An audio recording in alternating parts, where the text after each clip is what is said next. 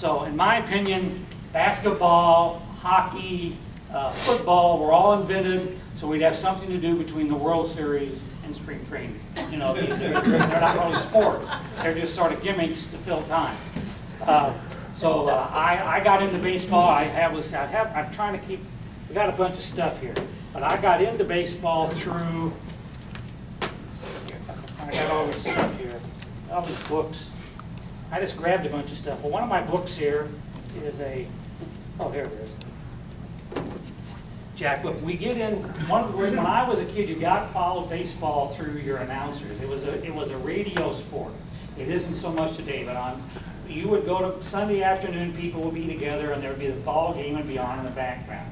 Dad's got in trouble. My mother would chew my dad out. He listened to a double header today, you know. But you'd be doing things, you'd be working in the garage, you'd be washing the car, whatever you were doing, you had the baseball game in the background. And we were blessed here in St. Louis. We had 3 Hall of Fame announcers at the same time. When I was a kid, we had Harry Carey, Jack Buck, and Joe Garagiola all in the booth, all at the same time. Jack Buck was the young kid. None of us cared for Jack Buck. He was the guy that filled in when Harry couldn't be on. Joe Garagiola did the back, you know, the color stuff, but Harry Carey was the guy who did the first 3 innings, the last 3 innings. He was the guy that made me a baseball fan. He was on radio and he was wonderful. You listened to him, he described the game. It was better than the game itself. So you know, everybody thinks I've been finishing with the Cubs, but he was with the Cardinals. And then Jack Buck came along, and of course it turns out he was the classics of the bunch. But we were blessed in St. Louis, but listening to those games on radio was what got me interested in sports. Got me interested in baseball. So baseball is a game of the announcers, though. I mean, we follow the announcers for years. We listen to how many people heard, you know, how many stories can you tell about all the goofy things that Mike Shannon has said over the years? You know, but he's developed into. I still think he's a good color announcer. Unfortunately, he's doing play-by-play now. But you know, that's those announcers. It was much less of a TV sport. They would do 15, 20 games a year on television. So that's how I got into baseball. Baseball is is an interesting sport. Baseball lends itself to statistics. And it's also, when you follow baseball, everybody thinks their generation is the greatest generation of all. You know, somebody starts on who's the greatest ever, you know, after about 10 or 20 years, some of the old guys are forgotten. One interesting fact that I think is fascinating is in 1950 or 53, after the first 50 years of baseball or the first half century of baseball or whatever around there, the sports writers who had seen all the players, most of them had seen all the players up to them, they voted Ty Cobb as the greatest player of baseball. In 2000, they had the greatest player of the century. And I guess Babe Ruth had a better second half of the century than Cobb because he was voted the best player of the century. So I don't know what Cobb did in the last 50 years that his numbers went down, but Ruth passed him. So these sports writers and all are all fascinating, interesting people. But baseball lends itself to statistics much more than other sports because it's hard to compare. Like how good is Bradford? You know, he had a line, he was hurt all the time. In all these other sports, it's so much more team-oriented that it's hard to tell if a guy's a good shooter, a good scorer, a rebounder, because he's so dependent on the other players. A good runner is behind the running back. You know, O.J. Simpson, when he was still liked and all, he brought his linemen out. He said, the reason I broke this record was his linemen. And to a lot of extent, that's true. But baseball's the one sport, every pitcher gets his time to pitch just to the other team. Every batter gets his time to play just against the other team. Now, you add all this up, you get runs and all that. But each player can say their career stands on their own. They're hitting, they're pitching, they're fielding. And that's why I think it lends itself to statistics more. So that's why we have all these books. Up until before computers became popular, we bought all these books. Here's one, the baseball record book. And it has all these important records in here, like most hits in a row in an extra inning game, you know, and things like that are really fascinating. The one record I'm convinced it'll never be broken is in, I think it was 1910, the Philadelphia Phillies, they had, out of 152 games, they had 148 complete games pitched by the pitchers. That record will never be broken. I don't think there were 148 complete games in the majors last year. I'd be surprised if there were. So I think that's the one record. But you can go through these, and it's all the records: most hits, most runs, most extra inning games, every little record. Baseball lends itself to numbers much more. So I used to get, this is the this is when Lou Brock was still playing. So here's my 1975 official record book. Here's the baseball, another later edition of it. Here's the World Series. Here's all the records of all the World Series. So this one, the Cardinals won. You got they got Keith Hernandez and those. I kept all those over the years. Here's the dope book, which is different information. They have books. Here the baby of them all, the granddaddy of them all. We used to get this every couple of years. The Baseball Encyclopedia. This had every player that ever played every game. I mean, they only had one at bat. This was in there. They had every trade that was ever made. So you could see every player that was ever traded. They had a list in this book of every player that ever played on every team. So you could see every player that ever played for the Cardinals. They had a list of all the World Series records. They had a year-by-year breakdown of each team, their starting lineups, and their outcomes, the World Series, the playoffs. It's all right here in this one book. Now that's all gone. You got your laptop, you got your iPad, you got your iPhone. These are all gone. Printing is dying. That's why newspapers are dying, because computers. But we used to have these. Baseball lends itself to this more than any other sport. You don't find good books on football statistics. How many guys lead the league in runs? I mean, in yards. Well, it just lends itself to it. You don't hear about it. Remember, it was a big deal a couple years ago when Carpenter broke Musial's record. We have team records. Carpenter broke Musial's record for most doubles in the game. But he talked about it all season long about how Carpenter broke that record. You don't hear that much in football and basketball. There's not so many team records. Baseball lends itself to the numbers much more. Much more. I've read all kinds. Here's one on Mickey Mantle. Here's one on Baseball Hall of Shame. All kinds of weird things in here. Things that happened one time. Dizzy Dean got mad at the Giants and hit 7 giant batters in a row. Another Dizzy. There's a lot of Dizzy stories. Before the '34 World Series, they're playing the Tigers. Tigers had Hank Greenberg. He was a great big Jewish star. He hit 58 home runs. He was the star of the Tigers. Before the World Series game, Dizzy Dean walks in while the Tigers are having batting practice. And he's in a suit. And he takes the bat from Hank Greenberg and says, "Throw me a pitch." They threw him a pitch. He hit the ball out of the ballpark for a home run. And he looks at Greenberg and says, "I'm the worst hitter we had." And he walked off. Just to say, And that's they got. Here's books on there. They write. This guy tries to write a book on October 1964. That was arguably the closest season ever. I happened to be. That's the only World Series I ever went to. It was a '64 World Series. That was an exciting series. The Cardinals were 6.5 games out with 12 games to go, and they wind up winning. There were 2 teams, 1 game out in second place, and there were 2 other teams that were within 5 games. So there were 5 teams within 5 games of first place. But the Cardinals only won like about 84 or 85 games, so it was a real tight season. And the Yankees won. The second place team was 1 game out, and the third place team was 2 games out. He writes a book saying that was the greatest season of baseball ever because it was so close, and the Cardinals had that great series where Kenny Boyer hit a grand slammer, Carver hits a home run. They had a great series. Cardinals win. That was the only World Series I went to. I saw the second game. I was a big Bob Gibson fan. I got some stuff here on Gibson. Now, a lot of this stuff is makeup souvenir stuff, like, somebody gave me this. This is the '64 Cardinals. Well, that was made later. That wasn't original. That's not really a souvenir of mine. Somebody gave me this thing here on my buddy Gibson. This is the game in Detroit. Against Detroit when we struck out 17 guys. And we wound up losing the series because Curt Flood, one of the greatest fielders ever in center field, misplayed a fly ball. If he catches a fly ball, we probably win the game. But Gibson, I got to see him pitch a lot. I probably saw him 20, 25 times. In those days, I went to a lot of games. And I was there when he pitched really great games. I was there one night. He gave up 9 runs in 2/3 of an inning. That's after he got his brains beat. The Giants beat his brains out. I was there the night he got his leg broken. Clemente hits a line shot off of his leg. He falls down. Run out to the mound. They get him back up. He pitches 2 more batters. Then he falls down and he realizes his leg is broken. And so he's gone. He winds up coming back about 6 weeks later, 8 weeks later, and that was the year he won the MVP pitching against Boston in the World Series in '67. So he broke his leg, leaves, comes back, and still has a great season. Still winds up winning the World Series. So Gibson was the most, he was an aggressive player. He was rude to other players.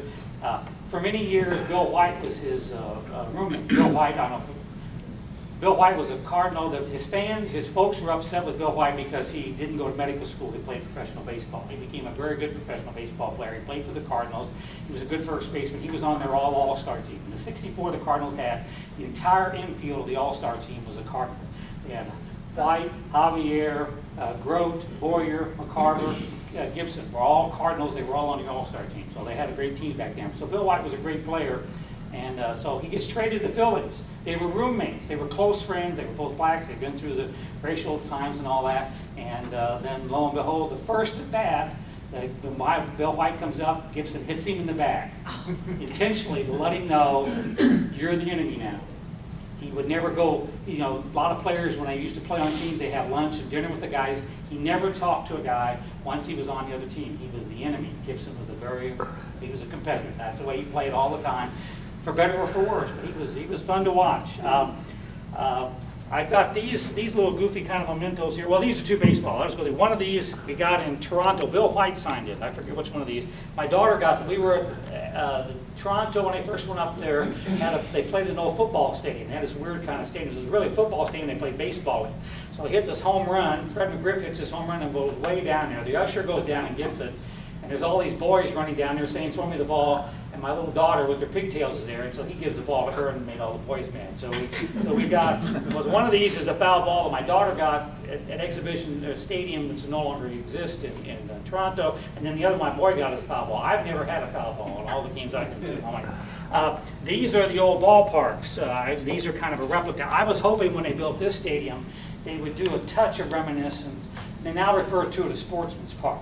I'll talk about that a little bit. But they used to have this pavilion. It was only about 280 feet down the right field line. And they had a little pavilion there. And so there was a double deck in right field. And then they put some stands in there. But they were built them in those days. They didn't have the money like that. So if you saw these old weird stadiums, it was because that's how much space they had. Boston's weird wall was there because they didn't want to buy more land. They didn't have any money back when they built those stadiums. So you get these weird looking ballparks. And the St. Louis ballpark was that way. So we had this pavilion that was real short. Well, they had after a while, the year Ruth hit 60 home runs, he hit 2 or 3 right down the line. Bob Red used to tell the story. Well, then when later on, the guy for I can't think of his name. Anyway, there was a guy who played for the A's who hit 58 home runs, but he hit 3 off of that fence. So he says that they put a fence up because it was so sharp down the right field. If the fence hadn't been there, he would have hit 61, and Babe Ruth would only hit 58 or so. But I was hoping when they built a new stadium, they would have a touch reach back to the old stadium, put a little pavilion out there. They could have done that. But what was interesting about that one, when I was a kid, it was called Busch Stadium. Now, we call it Sportsman's Park now, so we can remember Sportsman's Park, Busch Stadium, and the current Busch Stadium. But when Busch bought the team, see, the team was all set to leave St. Louis. And August A. Busch, Augie, we refer to him, when he buys the team, he wants to name it Budweiser Stadium. And they said, no, we can't name it after a beer. You know, you can't name it. So he says, well, you got Wrigley Field, you got Griffith Stadium, these are other owners. Can I name it after me? Yeah, okay, you can name it Busch Stadium. So he named it Busch Stadium. And so 2 years later, he came out with Busch Bavarian beer. So now that's why we had the Bavarian is gone over the years. But if you look at it, their name was actually Busch Bavarian beer. The Bavarian part was on there, so he could get away with naming the team Busch Bavarian. Now they got Coors Field, they got Miller's Field. But in those days, you couldn't say pregnant or anything like that. On television, you couldn't have a beer named after. Oh, this is a little bit off color, but this is exactly. I remember Joe Garagiola. He used to do the show. I mean, he used to do the fan in the stand show and all that, and he would do this all the time. He would say, he'd look through the stands and he'd say, we must have some honeymooners there. He would kiss her on the strikes, and she would kiss him. Oh, no.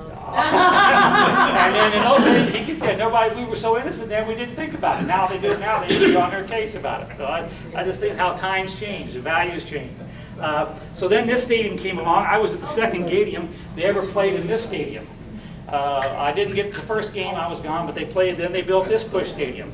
That was back when they went through the era of multi-purpose stadium. All the cities built a stadium. It seemed like a good idea. We have one stadium. We played football, baseball, hockey, all those sports in there. And so we had that, and that was typical of all the stadiums back then. Atlanta had them, Cincinnati had them, So everybody had the multi-purpose round stadium. Everybody said they were too boring, and then we wound up going back to, we wanted to go back and create the old history. So now they intentionally build these weird stadiums with these devices, not because they have to build them now, but they want to have something fluky, unusual, an unusual corner in them. They have to have, like in Houston, they have the flagpoles in center field. And so they designed them to try to reach back to the old days when they built them weird because of the space. Like in Pittsburgh, the stadium was so big, it was a diamond shape, because that's the way the lot was laid out.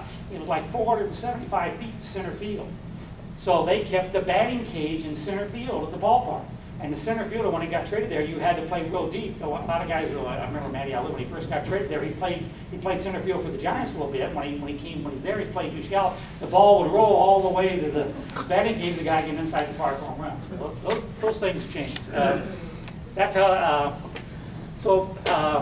I think what's interesting about baseball is it's. Let me know when I get close to time.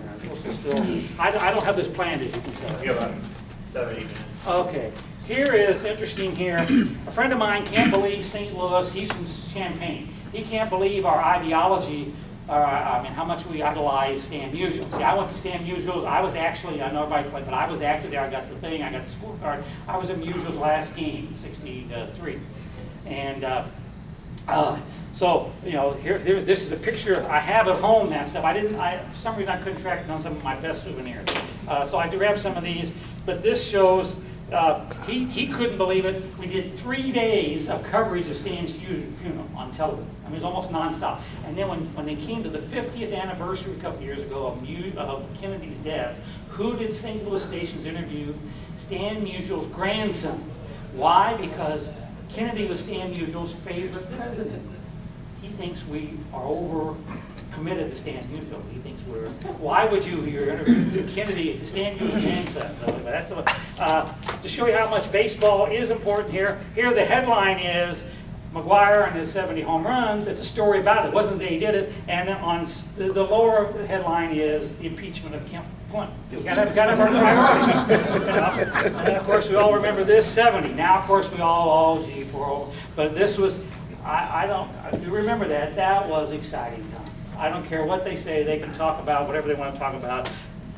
Baseball after the strike had gone down. A lot of people weren't following it. It wasn't interesting. That summer, everywhere you went, everything you did. How did Sammy hit one today? Did Sammy Sosa hit home run today? Did McGuire hit one today? Sammy would play in Chicago in the afternoon games. He might hit one in the afternoon. He'd be one ahead, and McGuire hit one at night. Those were great times. That was a great era for us. McGuire came over. When he left, he could have played a few more years in the Cardinal. He left a lot of money on the table because he was, so you can be mad at him because he took those PEDs or whatever he did, or he did not. But I'm just saying that was fun times as a baseball fan because we never ever had a home run hitter. McGuire, and then we get Pujols, and now we're back to not having a home run hitter.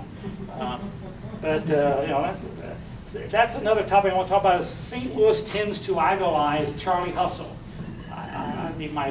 Last night I played poker with my class of '65 buddies. We played 50 cent limit, but anyway, we played poker, and these guys always give me a hard time because St. Louis fans idolize guys like Eckersley. So I got a thing here on. They gave me this Eckersley, see, because they know it drives me crazy because everybody talks about, wasn't it so wonderful? Eckersley worked that walk so that Albert could hit the home run. They wanted to give Eckersley the MVP because he got the walk.